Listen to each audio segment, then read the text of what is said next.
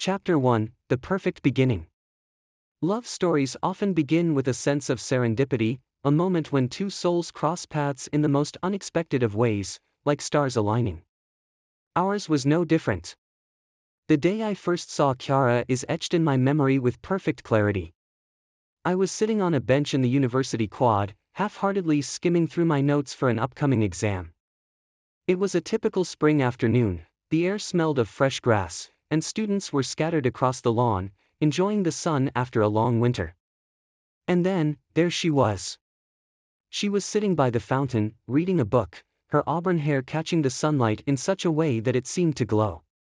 She had this calm, almost ethereal presence, and for a moment, the world around her faded into the background. I was mesmerized. There was something about her that was magnetic, something I couldn't quite place. My heart raced with an unfamiliar urgency, like I was witnessing a moment that would change everything. And I was right. After that day, it seemed like the universe kept conspiring to bring us together. We bumped into each other in the library, shared the same lecture halls, and soon enough, small conversations turned into hours spent talking about everything under the sun. Chiara wasn't just beautiful, she was smart, ambitious, and passionate. She was the kind of person who made you want to be better, who challenged your perceptions of the world. Our love grew rapidly, fueled by the intensity of youth and the freedom of being untethered by real-world concerns. We spent countless nights wandering the streets of the city, talking about our dreams, our pasts, and the future we wanted to build together. I still remember the night we first kissed. It was at the university's spring festival, and the sky was lit up with fireworks. Amidst the crowd, the noise, and the bright colors, it was just the two of us, standing beneath a canopy of stars. Her lips were soft, her touch electric. In that moment, I knew I would love her for the rest of my life. We were inseparable after that. She was my best friend, my confidant, my everything. We moved in together after graduation, building a life full of shared dreams and whispered promises. Every corner of our small apartment held a memory: our first dinner together, the nights we stayed up late studying for our master's programs, the lazy Sundays spent in bed, wrapped in each other's arms. When I proposed to her, it wasn't a grand gesture. There was no flash mob or extravagant surprise. It was simple, quiet, just the two of us on a weekend trip to the coast. We were sitting on the beach, watching the sunset, and I turned to her and said, "I can't imagine my life without you. Will you marry me?" Her eyes filled with tears, and she said yes without hesitation. It was perfect. Our wedding was modest, but beautiful. We didn't have the money for anything extravagant, but we didn't need it. Surrounded by our closest friends and family, we said our vows in a small garden, the air filled with the scent of blooming flowers. As we danced under the stars that night, I held her close, feeling like the luckiest man in the world. "I will never love anyone the way I love you," she whispered into my ear. "I know," I replied, my heart swelling with emotion. "I will love you forever." And I believed that with every fiber of my being. We were happy, truly happy. Our love felt invincible, as if nothing could ever come between us. But life, as I would soon learn, has a way of testing even the strongest bonds. Chapter 2: The Subtle Drift. The first few years of our marriage were everything I had ever hoped for. Chiara and I were still the same couple who couldn't get enough of each other, who shared every thought, every feeling, every moment. We traveled whenever we could, exploring new places and making memories that I thought would last a lifetime. Even after we settled into our routines, me working at a marketing firm, Chiara pursuing her career in graphic design, we made time for each other. Date nights, weekend getaways, long conversations over wine, our love remained the centerpiece of our lives. But life has a way of creeping in, slowly, like a tide rising until you don't realize you're submerged. The demands of our jobs grew heavier, and our once carefree lifestyle became weighed down by the pressures of bills, deadlines, and responsibilities. I started staying late at work more often, pushing for that promotion I had always wanted. Chiara, too, became more absorbed in her projects, often working late into the night on freelance gigs to supplement her income. At first, the changes were subtle. We would come home tired, too exhausted to have the long, meaningful conversations we once enjoyed. Our physical intimacy, once so vibrant and frequent, became less and less frequent. We still loved each other, of course, but there was a growing distance between us, an invisible wall that neither of us seemed able to tear down. Then came the arguments. They weren't explosive at first, more like small, biting remarks that grew sharper over time. We argued about the most trivial things: who forgot to take out the trash, why we never had time for each other anymore, whether or not we should be saving more money. Each argument left a little scar on our relationship, and though we would always make up afterward, I could feel something slowly shifting between us. I tried to make things better. I planned spontaneous weekend trips, arranged dinners at our favorite restaurants, even suggested we take a break from our busy schedules and go on a long vacation together. But nothing seemed to work. Chiara would smile, thank me, and then retreat back into herself, as if a part of her had already checked out. One night, after another failed attempt at reconnecting, I found myself lying awake in bed next to her. She was turned away from me, her breathing slow and steady as she slept. I stared at the ceiling, wondering when things had changed, how we had drifted so far apart without realizing it. I reached out, my hand hovering just above her shoulder, but something held me back. I withdrew my hand, rolling onto my back, feeling a sense of loneliness that I hadn't felt in years. It wasn't long after that night that I noticed her pulling away even more. She started spending more time with her friends, going out for drinks or weekend brunches, often leaving me to fend for myself. I didn't mind at first. I thought it was good for her to have her own space, her own life outside of our marriage. But then she started staying out later, sometimes coming home well past midnight with vague explanations about where she had been. I tried to tell myself it was nothing. Chiara had always been independent, always needed her own space. But the growing distance between us felt more pronounced now, like a chasm I couldn't cross. We had stopped making love altogether by this point. We still slept in the same bed, still shared the same space, but it felt like we were living in two different worlds. I didn't want to believe that anything was truly wrong. We had been through rough patches before, and we had always come out stronger on the other side. But this time, something felt different. There was a weight in the air between us, a tension that neither of us acknowledged but couldn't ignore. And then, everything changed. Chapter 3: The Message. It was an ordinary Saturday afternoon when I discovered the truth. Chiara had gone out for brunch with some of her friends, leaving me to do some cleaning around the house. I was tidying up our bedroom when I noticed her phone on the nightstand. It was unlocked, and the screen lit up with a new message. I miss you. Last night was incredible. My heart stopped. I stared at the words, my mind struggling to make sense of them. For a moment, I told myself it must be a mistake. Maybe it was one of her friends joking around, or maybe I had misunderstood the message. But as I stood there, frozen, a sickening feeling began to grow in the pit of my stomach. I knew I shouldn't invade her privacy. I knew that looking through her phone was a breach of trust.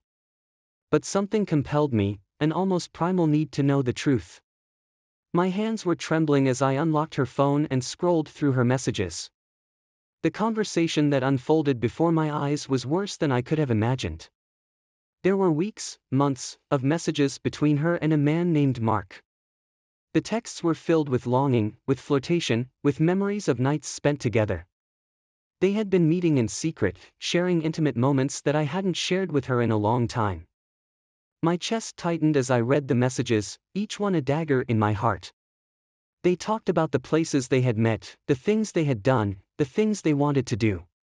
The words blurred before my eyes as I realized the full extent of what had been happening right under my nose. Chiara, the woman I had loved so deeply, had been having an affair. I felt like I had been punched in the gut. Nausea rose in my throat as I struggled to process the betrayal. How had I not seen the signs? How had I been so blind? The messages weren't just physical. They were emotional. She had shared parts of herself with him that she no longer shared with me. And that, more than anything, was what broke me. When she came home later that evening, I confronted her. I didn't yell, didn't scream. I simply handed her the phone, showing her the messages. Her face went pale, and for a moment, I thought she might deny it, might try to lie her way out of it. But she didn't. Instead, she looked at me with eyes full of guilt and sorrow and said the words that shattered what little was left of my heart: "I'm sorry." That was all she said. There was no explanation, no justification.